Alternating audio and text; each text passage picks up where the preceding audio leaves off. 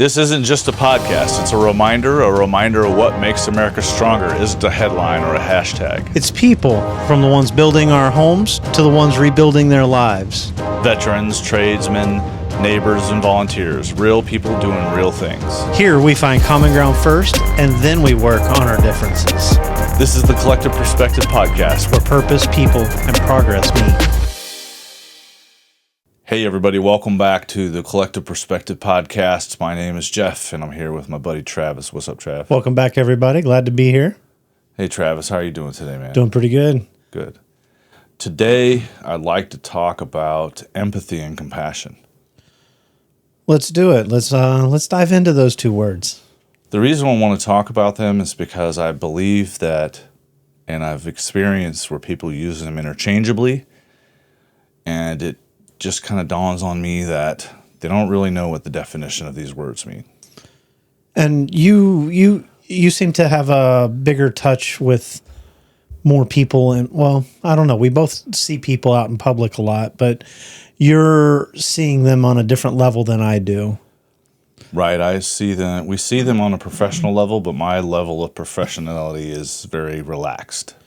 Yeah, very relaxed, and not in your traditional role that you would see somebody employing compassion or at least empathy.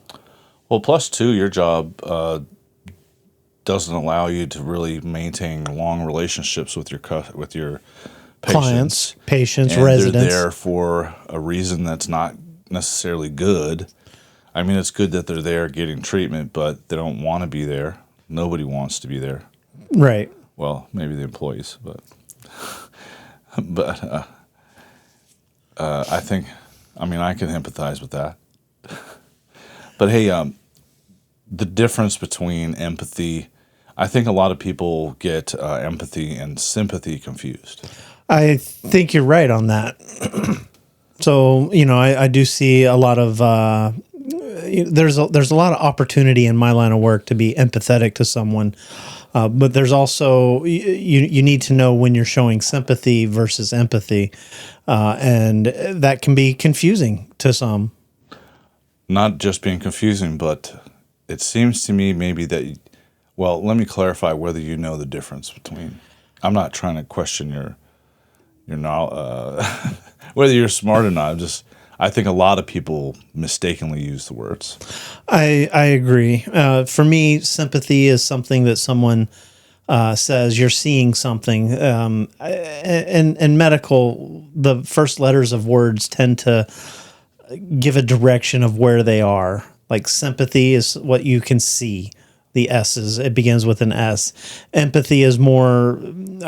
It's a deeper meaning. It's more of a feeling, I think.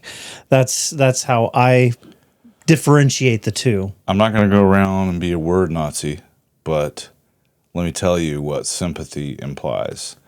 Sympathy and empathy are the same, but one is at a distance and one isn't. So sympathy is, hey, I sympathize with you. My sympathies go out to you on social media, and that's all you hear.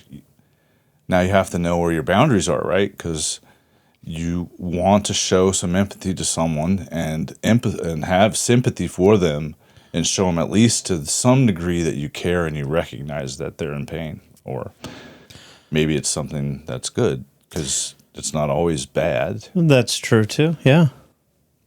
So to have success, one has to know what it feels like to succeed, but that person also should very well know how it feels to not succeed and how to fail. Yes, knowing how to fail is also another good trait to have. Right, and most people that succeed fail, and then they start having success little by little. Not everybody's an overnight sensation. That's true. I kind of feel like I've gone off the path a little bit. So empathy is how it's showing that you feel for someone. But what if it's something that you have never experienced yourself? that's when I think you can sympathize, but not have an actual real understanding. You can understand what it is that they're trying to tell you, but you don't know in your own being exactly what they're What I've feeling. been reading was that even though you don't have that same, or you haven't gone through that, you can pretty much sense that you've gone through every human emotion, right? Right. So at some point you're like, hey, I don't know, or maybe you haven't had someone that died in your life, or maybe you haven't suffered demotion at work or something like that. Maybe nobody around you can empathize with you, but they're going to ask you questions. And I think that's where they can begin to like, hey, man, I know what it feels like to at least lose something and you lost it. So I can empathize with you there. What is it about the job or whatever that you like so much that, or what are you worried about? Are you worried about finding another job? Right. And I think trying to understand someone is really a big key in showing some empathy towards them. But I Yeah. think you're right when you say sympathy is something that you see, empathy is something that you feel. We haven't talked about compassion yet. No, not yet. Compassion, get this, is an action. Not every time does it have to be an action to where you have to, sometimes you just got to show up. Just being there for somebody. Right. It could be showing up to there was a parade for Halloween, and I didn't know that it was going to be in the neighborhood where we live really close to my son's school. And my wife was like, I'm not going. And I said, well, I'm not either. I don't have time to.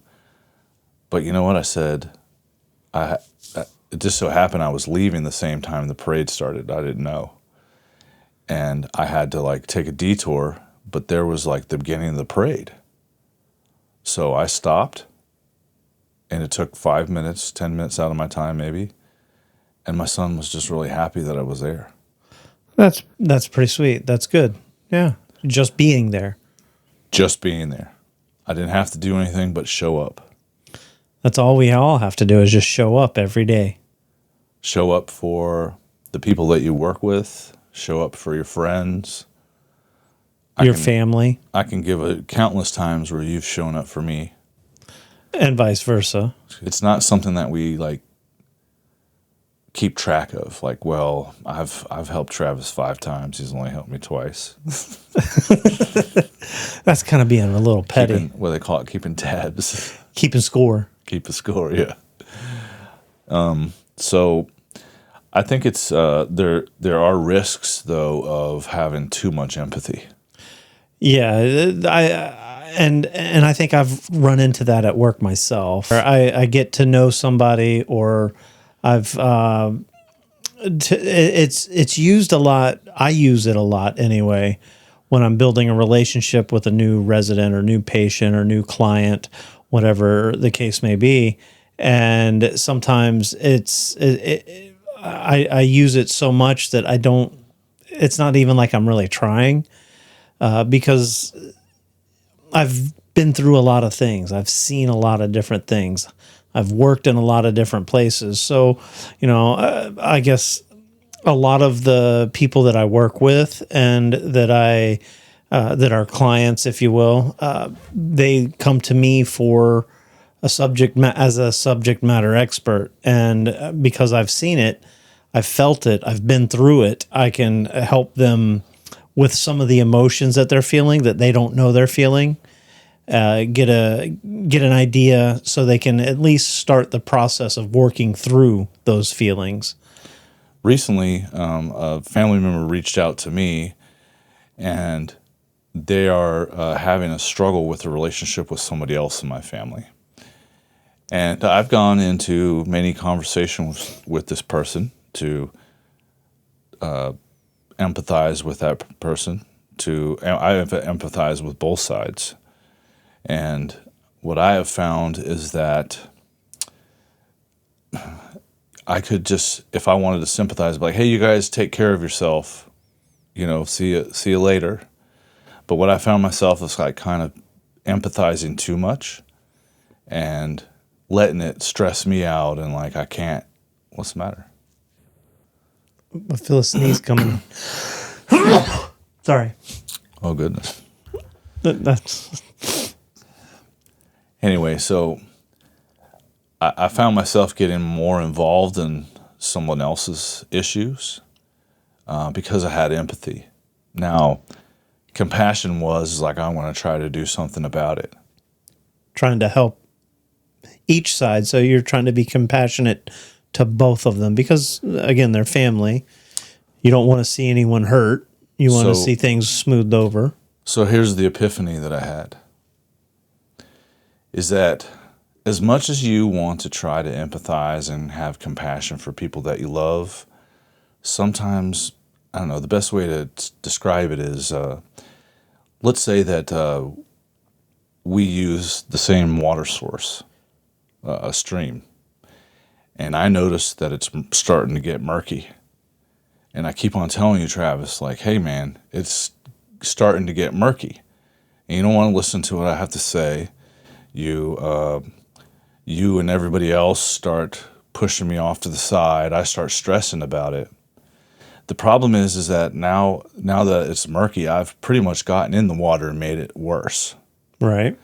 So the best course of action, I feel, moving forward in my life, learning this with this exercise that we have here, is to I can't wake everybody up, if that makes sense. I can't have everybody change and see what I see, Right. because it's weighing in on my own personal happiness, because I'm at a struggle to like try to get these people to like listen to me.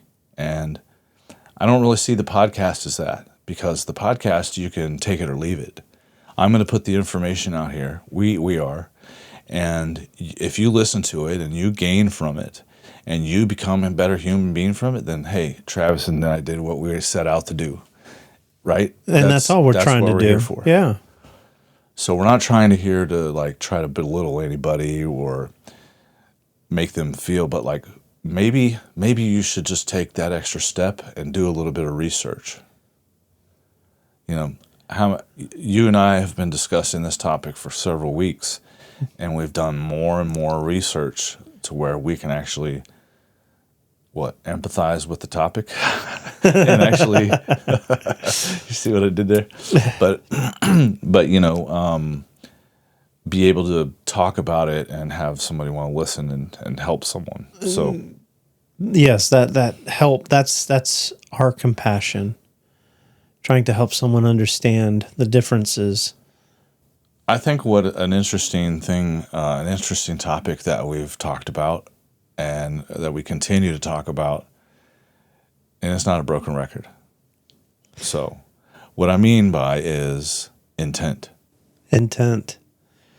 Every topic that we have discussed, there is intent involved. So depending on the intent of the topic or the intent of the person behind it, it could go either way. Yes, we've used intent in a lot of our episodes even. Do you remember what the other one is? What do you mean? I said there was two topics that continually come up. Intent and no, I don't recall. Patterns. Patterns, huh? Yes. Intent and patterns are basically, if you can identify someone's intent and someone's pattern, or a pattern that someone else is following of others, you can kind of predict the intention or the next step of that said person. And it's not like some superpower. Well, maybe hearing is superpowers, because I don't think people listen that much these days. They listen to respond, not to understand. Or they listen for what they want to hear. Yeah, that's true. Yeah. And I think I don't have any empathy for that. No. Again, we can't force people to wake up, and I'll say this in future episodes, I'm sure. once you wake up or once you find the truth.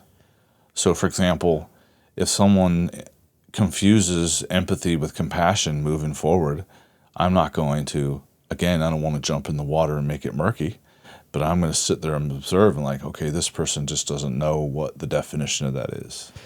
And that's probably the best way to go, in my opinion, because I generally don't like to rock the boat too much. If you start correcting people, they take it as an attack on them personally. I think intent turns emotion into purpose. Intent turns emotion into purpose. Right. So if you have every intent to,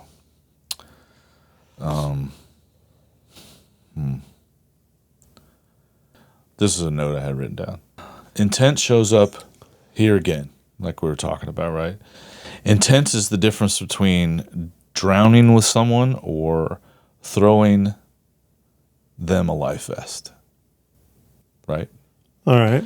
Emotion without action is incomplete. Meaning that if you're going to have some type of emotion, and emotion without action is incomplete.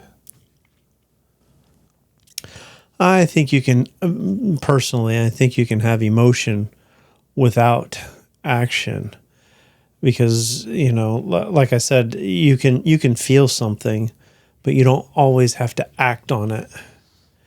I think that's where we get caught up in making decisions irrationally, because we let our emotions take over and we act on the emotion. And maybe that's me being trying to be objective, and it can sound cold at times, but yes, you should be able to acknowledge the emotion and then say, wow, this makes me feel like I should do something like this. Let me take a step back and say, is that the right thing for me to do? And if it's not, then I don't think you should do it, or do whatever that action is. That's how I feel about that. Yeah, I feel what you're saying. So when it comes to emotions, let's face it, we're all just emotional beings, We are. and we have hearts for people. We have empathy for people. We have sympathy for people. I think those are all good things. Compassion is showing up for that person. I don't think you necessarily always have to even talk. Right. Just being there by their side at the time of need, or being there by their side when they're there to celebrate, and have it not be about you. Yes. So that brings up the topic of our next series that we're going to get into.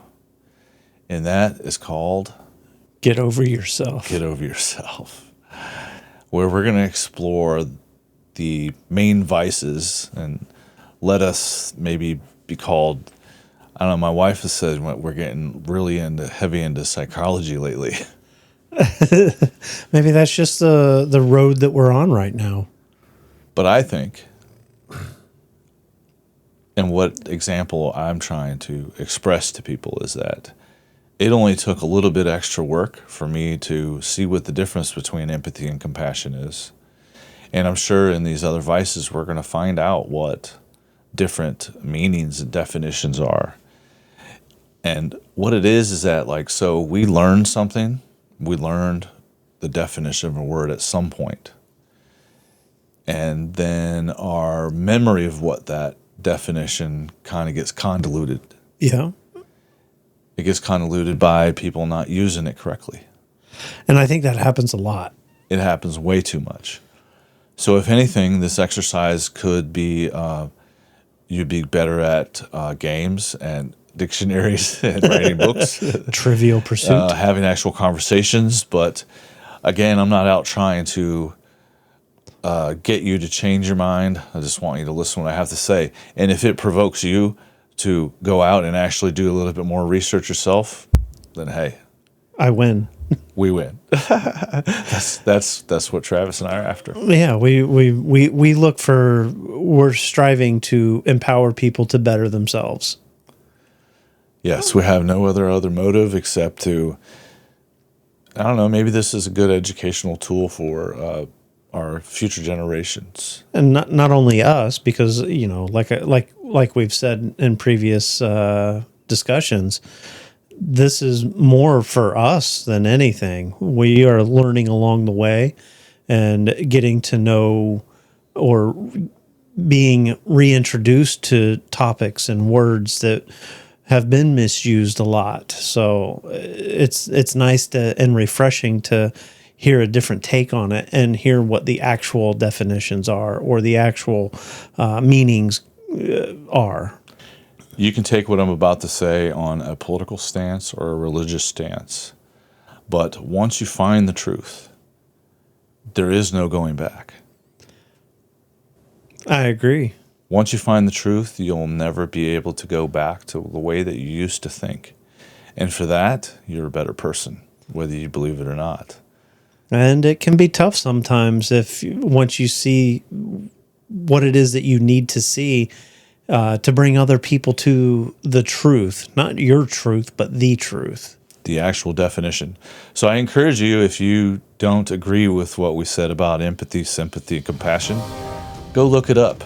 Everything we said is true. Hey, thanks for watching this episode of the Collective Perspective Podcast. Please like and share. This is meant to share and to let you grow interpersonally. I think once you can grow interpersonally and get past these certain topics that we'll be discussing, you'll be a better person. I promise you. Thank you, guys. Thanks for watching. Peace out.